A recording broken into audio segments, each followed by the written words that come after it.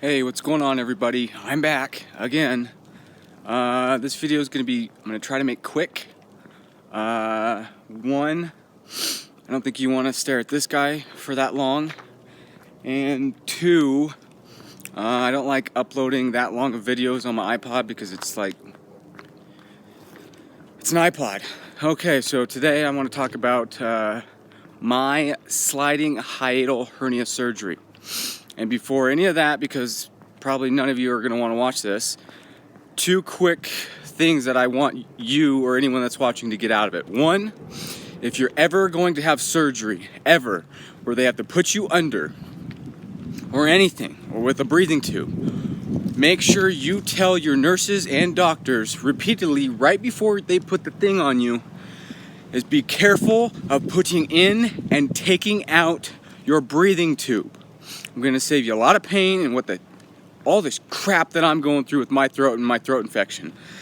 And I've had my surgery was about 3 years ago. I still have it. I don't know what's going on. No one can tell me.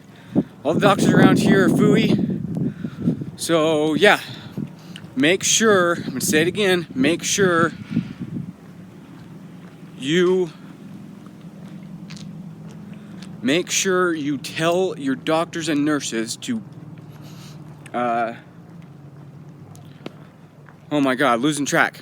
Make sure you tell your nurses and doctors to be careful of putting in and taking out your breathing tube. That's one.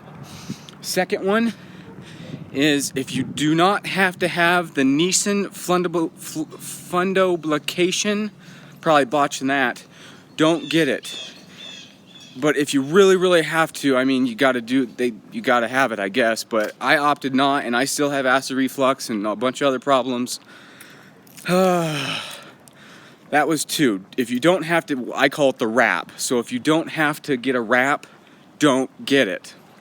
Okay, on with the video. Where to start? Probably from the beginning. Went to college. Worst possible decision I have ever made. I regret it every single day.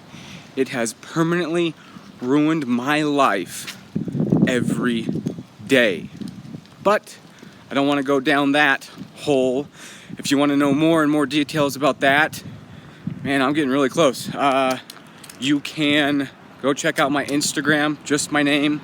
The first 2 posts will tell you everything you want to know. Okay, so went to college.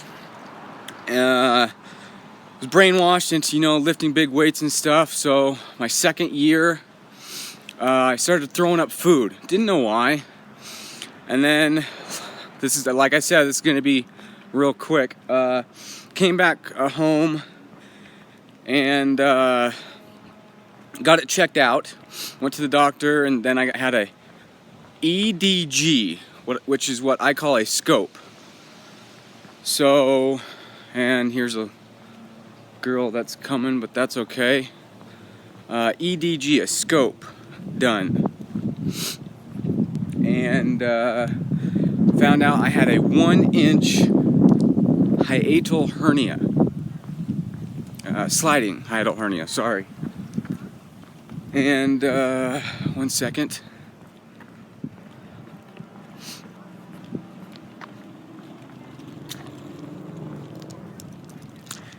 I had a 1-inch sliding hiatal hernia. So, went back to the information, got sent to my doctor, and my doctor's here. We'll put you on a pill, which the doctor, when I got the scope, said that, you really need to get this, you really need to get surgery, which I should have, but, I didn't know what this was or how it was going to happen. But so I took the medicine. I was on pantoprazole. And throwing up food went away, acid reflux went away. So I'm like, oh, okay. And then I started working out again. Not heavy like a dumbass I was in college. I was not heavy, like maybe my uncle had a couple weights that you could put together, and I made about a 60-pound weight. And I put it on my back here and was just doing squats and front squats and stuff like that. And then my stomach just started bloating and I just felt more uncomfortable. I mean, that's still going on, so my shit probably came back or reoccurred. I don't know. I mean, the psychological toll that this shit has been putting on me every single day of every minute of every is just exhausting, and really, I'm so angry all the time. But I'll just figure it out. I don't know.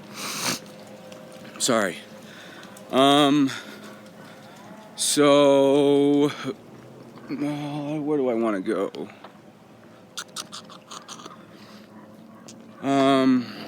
Where was I? I don't even know anymore. We'll go through here. Psychological, yeah. Lifting, not a big weight at all. And then I said, no, I went and got and checked again, which another EDG, a scope, and this is what I argue about my father all the time, is that I went from 1 inch to 2.5 inches, which at my age, maybe any of you can agree or are going through the same thing, that's pretty serious for someone my age. And I argue with my father all the time that what I was doing didn't cause it to get bigger, and he thinks it didn't. But it's factual. What I was doing made it bigger. So I could argue with my father for probably 10 hours about that, but he don't agree, so I don't know. But so it got bigger. So I don't know where I'm going with this. So sorry about the sunlight. If you can't see me, hopefully you can hear me. So I ended up getting surgery. And boy, like I said, it has ruined my life. My experience, I don't know what you guys are going through. Maybe you were worse off than me. But this is what I'm going through. I got surgery. I ended up having to have 7 sutures holding my diaphragm together. And like what I was talking about, the psychological toll is the fear every single day that I'm gonna rip those and they're gonna rip through my diaphragm. Because obviously the sutures are 10 times stronger than your tissue. But again, go check out my Instagram. It'll tell you everything in more detail. So got the surgery, and again, like I said at the beginning of the video, make sure you tell your nurses and doctors to be careful of putting in and taking out your breathing tube, because it screwed up my throat, and man, that might have been what I was going through with my throat even worse than my surgery. So yeah, to really tell you, sorry, come on, son, learn to speak. To tell you, right before I went under, right before they put the thing on me, I was laying on the table and a nurse says, he knows not to come walk through our operating room, and then they put me out. I don't know who you are.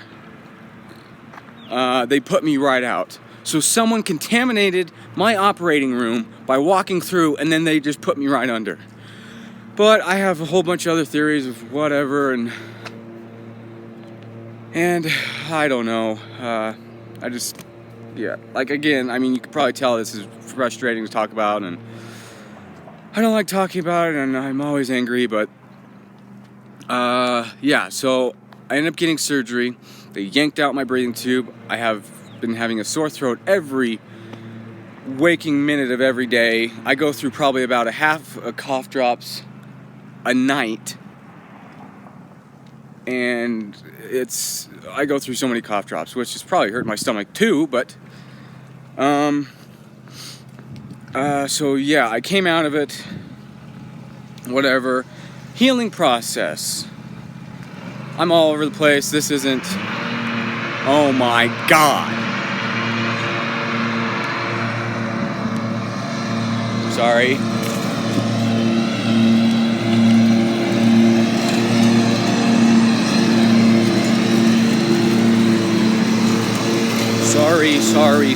Sorry.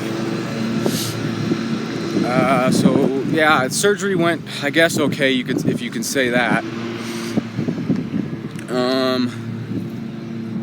But again, living with that fear every single minute of every day of if I'm ruining it, and this is just a quick overview of what I'm going through. But again, some of you could be going through something worse, so I hope you're doing good, and I hope you get it taken care of and everything works out for you. But let me check the time on here. Well, we're over 10 minutes, so this is going to be a long video.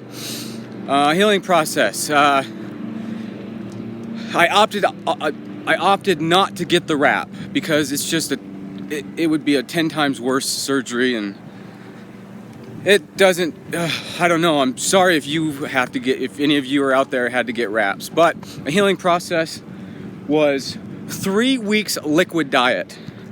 You know how when you go in for surgery, they say don't drink anything or eat anything after 12 o'clock? Yeah, I did 3 weeks of that on liquid diet.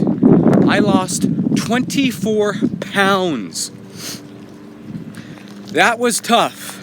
Then after that, I had to be on a 5-week soft food diet. So, you know, your mashed potatoes, your eggs, your Jell-O. Oh, that was tough. So anytime that I got so much stuff wrong with me. Next time they say, oh, you can't eat anything or drink anything past 12, I'm like, okay, easy. I did it for 3 weeks. But, yeah, so again, I don't know what this video is about. If you want to know more, I'll make another video in depth, but you can just go to my Instagram, Keldon Crowe, the first 2 Instagram posts, and it will tell you everything in more detail, because obviously this ugly mug of a person doesn't know how to talk or speak.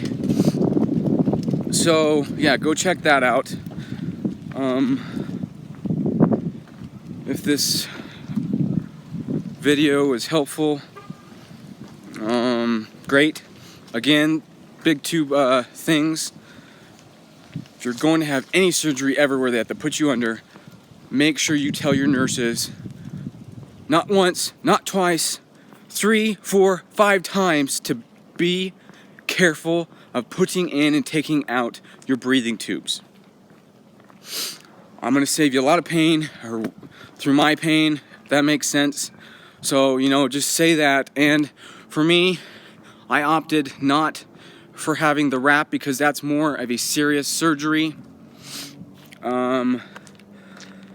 Let me know, comment down below if you've had it or what you experienced. If you've had sliding hiatal hernia surgery, I'd be really interested to know how you opted with the surgery, or how it went for you, or what you did, or you know what I'm trying to say. Just comment down below and let me know, or comment down below again if this was helpful. Again, go check out my Instagram posts and the first 2, I think, and it will tell you more and more detail. Sorry about the sun. So I opted out not getting the wrap. I still have acid reflux. I still have a bunch of problems. Mainly, I don't know, probably for the frickin' pill I was on, but you know, sometimes a lot of people have to be on that forever, and I try to go off and on with it. But yeah, so that was my experience with this. I know it was quick. There was no key description of whatever. If you want to know more, I'll make another video more in depth about more details, I guess.